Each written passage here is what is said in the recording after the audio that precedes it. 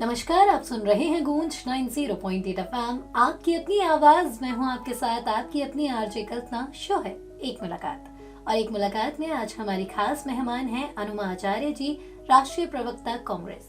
Ma'am, बहुत बहुत स्वागत है आपका गूंज में। आपको भी नमस्कार और आपके सारे दर्शकों को भी।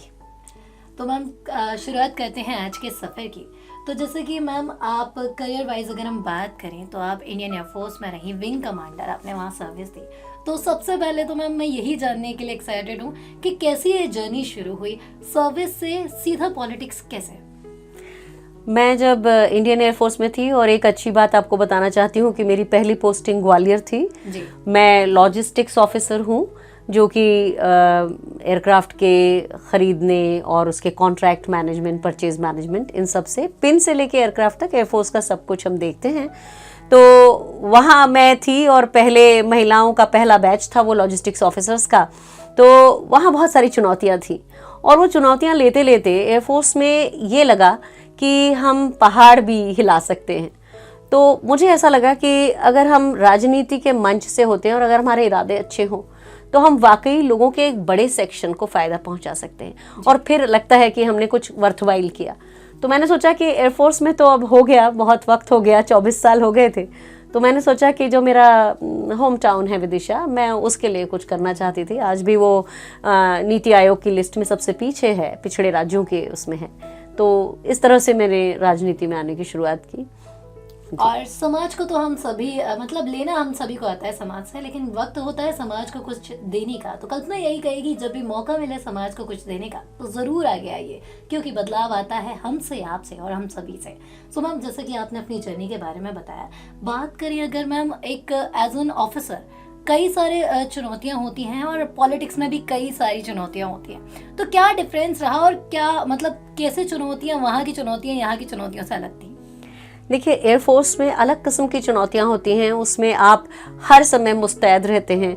आप कभी भी आपको कॉल आ सकता है, आप जा सकते हैं, अपने आपको ऑफिस में ही जाना होता है, या आपके किसी ऑपरेशनल यूनिट में अगर आपको जाना है तो वो एक चीज़ है। लेकिन वहाँ पे एक सबसे बड़ी खूबी होती है कि आपके पास बनी बनाई टीम होती है, एक ऐसी टीम जो आपके ऊपर ना केवल भरोसा करती है, आपकी बात एक बार में सुनती है। तो आपको उस सेटअप में काम करने में, आपके प्रोफेशनल काम करने में आप सहूलियत के साथ कर सकते हैं जी। अब बात आती है राजनीति की।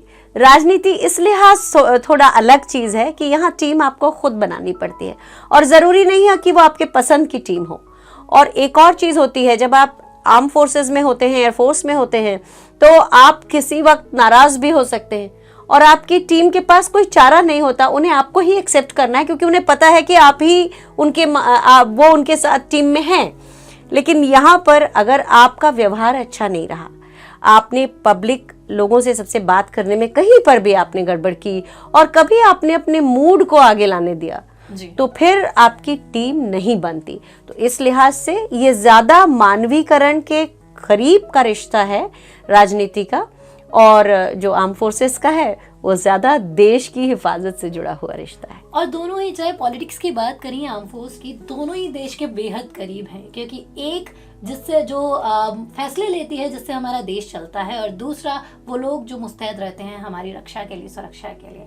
और उन्हीं में से एक मैम आज हमारे साथ बैठी हैं, जिनके साथ हम बातचीत कर रहे हैं आज ढेर सारी। सो मैम, जैसा कि हमने बात किया चुनौतियों की, स्ट्रगल्स की, हम बात करें मैम, आप कांग्रेस के राष्ट्रीय प्रवक्ता हैं, इस नाते आपके क्या दायित्व हैं?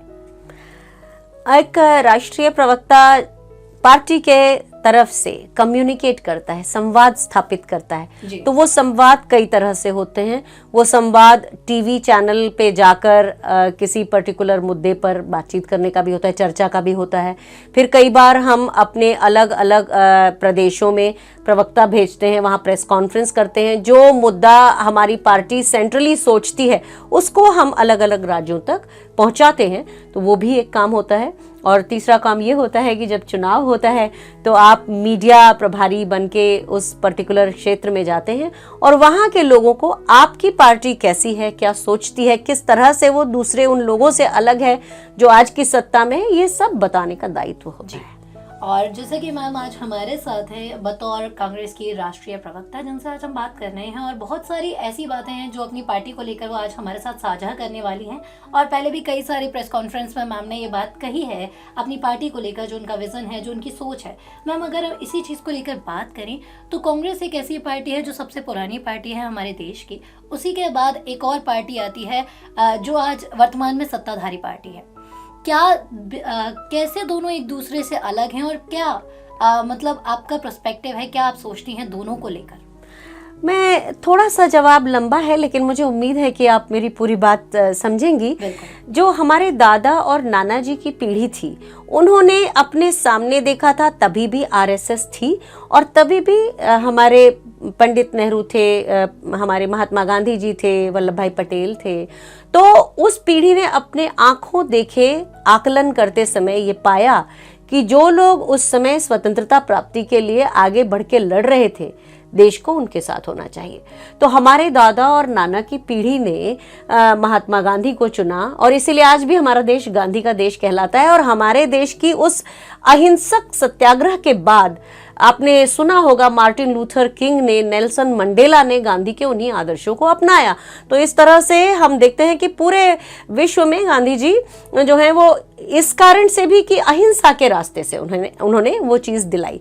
अब होता यह है कि जो पार्टी हमारे स्वतंत्रता के बाद हमारी सांसों में बस के आगे आई, आगे चल के ये मानने में हमें हिचक नहीं होनी चाहिए कि जब आपको लगातार आपको जनता मान देती है तो कहीं पर अंदर ये आ जाता है कि भाई हम इसीलिए हैं। तो उसके कारण और कुछ प्रोपोगेंडा के कारण भी पार्टी हमारी सत्ता से गई, और उसके बाद बहुत सी चीजें ऐसी हैं। उसी समय व्हाट्सएप की क्रांति आई, और आपको पता है कि व्हाट्सएप में किस तरह से झूठी खबरों का एक सिलसिला शुरू हुआ। जो अंतर है कांग्रेस और भारतीय जनता पार्टी में वो ये है कि कांग्रेस की ताकत लोगों से आती है और भारतीय जनता पार्टी की ताकत कॉरपोरेट के चंदे से आती है। तो ये बात मैं क्वालिफाई करूंगी किस तरह से। आपको याद होगा कि जब यूपीए की सरकार थी 2004 से लेकर 14 तक, उस समय बहुत सारे राइट टू एजुकेशन आया, राइट टू फूड आया, राइट टू हेल्थ आया, और उसी समय आरटीआई, राइट टू इंफॉर्मेशन भी आया। आज वो सारे जो राइट के रूप में वो कमजोर पड़ गए हैं, और जनता जो है अपनी आवाज नहीं उठा पाती। जो आवाज उठाता है उसे देशद्रोही कह दिया जाता है, उसके ऊपर यूएपीए जैसे कानून लग जाते हैं। जबकि भारतीय जनता पार्टी के जो लोग पकड़े जाते हैं किसी काम को करते हुए जो कि देशद्रोह का काम होता है, उनके ऊपर यूएपीए नहीं लगता। अभी एक ध्रुव सक्सेना नाम का बीजेपी आईटी सेल का व्यक्ति पकड़ा गया था 4 साल पहले, कोई नहीं जानता उसका क्या हुआ।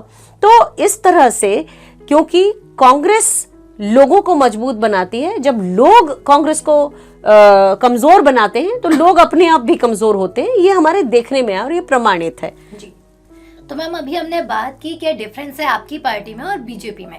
अगर हम बात करें मैम, आगामी समय में चुनाव होने हैं, ऐसे में कितनी तैयार है आपकी पार्टी? भारत जोड़ो यात्रा जो 7 सितंबर को पिछले साल शुरू हुई थी, उसके बाद से पार्टी पूरी तरह से रिजुविनेटेड है। सारे लोग एक दूसरे से मिल पाए, और कांग्रेस पार्टी के लोगों से भी जनता जो मिली, लाखों की संख्या में लोग राहुल गांधी जी से भी मिले और बाकी लोगों से भी मिले। तो एक चीज जो समझ में आई कि लोग इस अंतर से बहुत परेशान हैं जो अमीरी और गरीबी के बीच में बढ़ता गया है। उसके अलावा जो राजनीतिकरण हुआ है संस्थाओं का, उसके बारे में भी लोगों ने बात की। तो हमारी पार्टी भारत जोड़ो यात्रा के बाद पूरी तरह संगठित होकर और एक होकर काम कर रही है, और इसी तरह से जो मध्य प्रदेश के चुनाव हैं उसमें भी पार्टी पूरी तरह तैयार है। और मुझे तो ऐसा आपके चैनल पे कहते हुए मुझे कोई संकोच नहीं है कि कांग्रेस की सरकार मध्य प्रदेश में आएगी। तो जैसा कि आपने कहा कांग्रेस की सरकार मध्य प्रदेश में आएगी, अगर इसी को लेकर हम बात करें मैम कि अगर कांग्रेस सत्ताधारी पार्टी बनती है मध्य प्रदेश में, तो किस विजन के साथ कांग्रेस काम करेगी, और सबसे पहले क्या चीजें ऐसी रहेंगी जिनको बदलाव या फिर जिनको लागू कांग्रेस करेगी? आपको अगर पिछले बार का 1.5 साल का कांग्रेस का कार्यकाल याद हो, तो मैं आपको बताना चाहती हूँ कि सबसे पहले किसानों के कर्ज माफ किए गए थे। तो इसीलिए कांग्रेस का जब भी कार्यकाल शुरू होगा, जो कि नवंबर दिसंबर में, तो कांग्रेस सबसे पहले जन से जुड़े हुए जो मुद्दे हैं, जनहित से जुड़े हुए मुद्दे, उन्हीं पर सबसे पहले काम करेगी।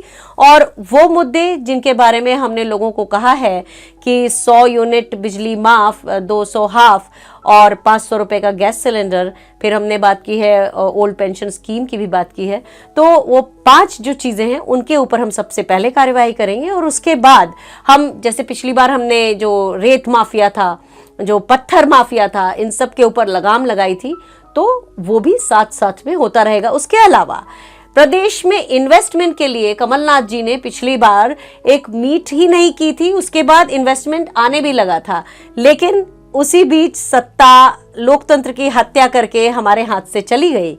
और इसीलिए जो इन्वेस्टमेंट होंगे वो फिर से करेंगे, जिससे कि प्रदेश में जो युवा है उसको यहीं पर रोजगार मिले, और ओल्ड पेंशन स्कीम आने से भी काफी फायदा कर्मचारियों को भी होगा। तो जैसे कि बात अभी युवाओं की, तो वर्तमान में अगर हम देखा जाए तो रोजगार एक बड़ा मुद्दा है, खासकर कि युवा वर्ग के लिए। ऐसे में अगर कांग्रेस अपनी सत्ताधारी पार्टी बनती है, क्या युवाओं के लिए और नया रहेगा और कैसे? क्योंकि रोजगार, गवर्नमेंट रोजगार प्रोवाइड कराना पॉसिबल नहीं है। ऐसे में स्किल्ड पर क्या फोकस रहेगा और क्या सारा विजन युवाओं के लिए, अगर हम बात करें खासकर की, तो रहने वाला है? आपने कहा कि गवर्नमेंट जो जॉब है वो पॉसिबल नहीं है जी। यहीं से बात का हमारा सरेंडर कर देना शुरू हो जाता है कि ये पॉसिबल नहीं है। पॉसिबल है, चूंकि हम निजीकरण करते जा रहे हैं, इसलिए हमने गवर्नमेंट जॉब जो है उसे कम करना शुरू किया, और इसीलिए पिछले कुछ सालों में जो लोगों के हाथों से रोजगार चले गए हैं, और जो इंडस्ट्री हैं वो कम दाम में, औने पौने में अपने जो युवाओं को रखना चाहती हैं। जब कांग्रेस की सरकार आएगी तो एक खास बात और है, बीजेपी की सरकार में सत्ता और पैसा केवल चुनिंदा अमीर लोगों के हाथ में होता है, कॉरपोरेट्स के हाथ में होता है। और कांग्रेस की सरकार जब होती है तो कॉरपोरेट भी एक हिस्सा होते हैं, लेकिन लोगों के हित के काम ज्यादा होते हैं, केवल कॉरपोरेट का घर नहीं भरा जाता है। तो उससे ये होता है कि कॉरपोरेट जो जॉब देते हैं वो नियमों के अंतर्गत देते हैं, वो किसी का शोषण नहीं कर पाते, और सरकार संरक्षण करती है अपने युवाओं का, जबकि भारतीय जनता पार्टी में सरकार केवल कॉरपोरेट को संरक्षण देती है। तो जैसे कि बात हुई अभी हमने जैसे युवा वर्ग की बात की, अगर बात करें महिलाओं की, जो कि हर चुनाव में चाहे आप कहें एक बड़ा मुद्दा होता है, जैसे वर्तमान में कई योजनाएं महिलाओं के लिए चलाई जा रही हैं, हाल ही में भी लॉन्च हुई हैं, क्या आप कहना चाहेंगी, क्या आपको लगता है कि ये चुनाव को मद्देनजर रखते हुए है, या फिर वाकई में महिला सशक्तिकरण के लिए जो वर्तमान गवर्नमेंट है वो प्रयासरत है? आपने पहले जो योजनाएं थी शिवराज सरकार की, 18-20 साल का उनका शासन रहा है, और उन्होंने करीब 1,500-2 हजार योजनाएं निकाल दी हैं। लेकिन जो एक योजना आगे आगे पाट पीछे सपाट वाली कहानी है कि एक योजना आगे बढ़ती है और 4 योजना और शुरू हो जाती हैं, तो पहली वाली योजना जो है वो खत्म हो जाती है, उसके ऊपर ध्यान नहीं रहता। तो शिवराज सरकार ने जो अभी इसी साल चुनावों के साल में अचानक 18-19 स्कीम निकाल दी, और उन स्कीम्स में कुछ तो नई स्कीम है जैसे लाडली बहना योजना, और कुछ स्कीम जो पुरानी स्कीम थी उसी को नए कलेवर में पेश कर दिया। अब लाडली बहना योजना को आप देखिए, इसमें ना तो LGBTQ समुदाय के बारे में कोई चीज़ है, ना ही कुंवारी महिलाओं के लिए कुछ है, क्योंकि बहुत सी लड़कियां ऐसी हैं जो दहेज के कारण या किसी विकलांगता के कारण या किसी और कारण से वो शादी नहीं कर पाती, तो उनके लिए कुछ नहीं है। और ऐसे ही बेड़िया जाति के लोगों ने मुझसे संपर्क किया था कि उनके लिए भी कोई प्रोविजन नहीं है। तो जो सिलेक्टिव योजनाएं हैं वो भारतीय जनता पार्टी करती है, और कांग्रेस की जो योजनाएं होती हैं उसका सबको बराबरी से फायदा मिलता है। ये बेसिक फर्क है। तो यही फर्क जब हमारी सरकार आएगी तो आगे जाएगा। और हम ये देख भी रहे हैं कि जो शिवराज सिंह जी की सरकार है उसमें हड़बड़ी में बहुत सारी योजनाएं आई हैं, और आप अगर यहाँ से वहाँ पैदल चलें, जैसे मैं अपने विदिशा ज़िले में काफ़ी समय पैदल चली, लगभग 300 किलोमीटर, तो मैंने पाया कि 90% महिलाएं आज भी लकड़ी के चूल्हे पर खाना बना रही हैं। तो इस तरह से कोई फ़ायदा नहीं है योजना का, जब आप योजना का कार्यान्वयन आगे करते रहें, हेडलाइन छपवा लें और पीछे से वो योजना ही खत्म हो जाए।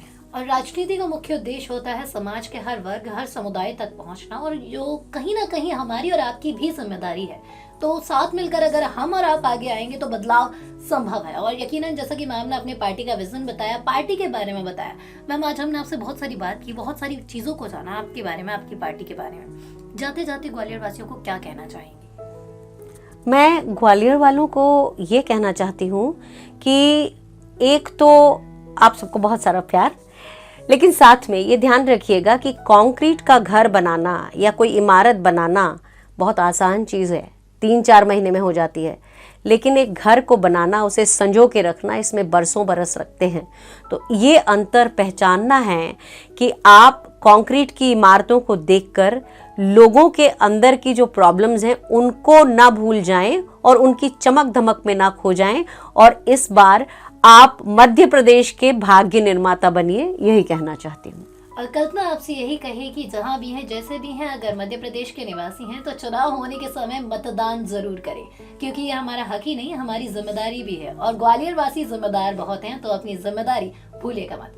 Thank you so much ma'am, अपना अमूल्य समय हमें देने के लिए आपका बहुत बहुत धन्यवाद, बहुत बहुत आभार।